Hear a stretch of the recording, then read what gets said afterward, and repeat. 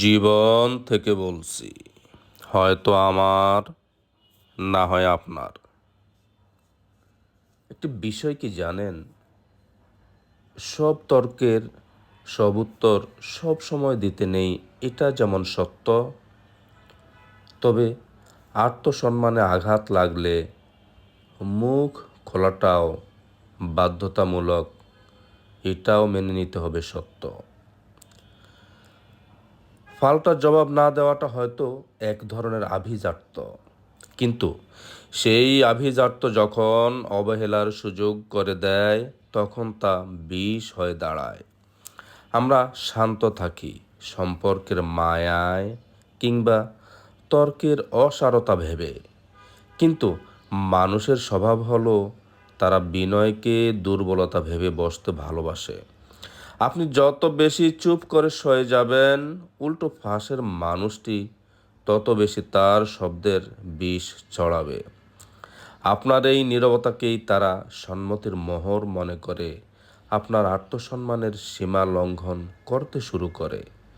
তারা ভুলে যায় তারা ভুলে যায় যে সহ্য করা মানেই হেরে যাওয়া নয়।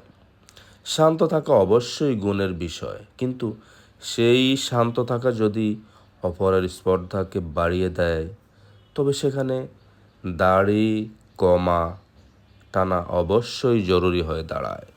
কারণ যে পাথরে কেউ আঘাত পেয়েও শব্দ শোনে না, মানুষ তাকেই বারবার পা দিয়ে মারিয়ে যায়।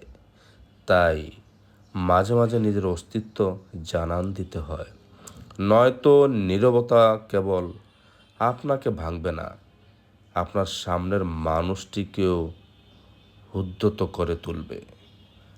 আমরা হয়তো এটা বুঝতে পারি না।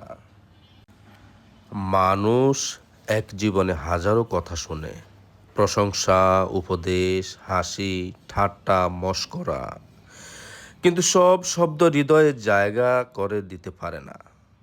কিছু কিছু কথা থাকে যেগুলো হঠাৎ করে অন্তরে ঢুকে যায়, এমনভাবে আঘাত করে যে তার কোনো শব্দ থাকে না, শুধু থাকে যায় গভীর ক্ষত।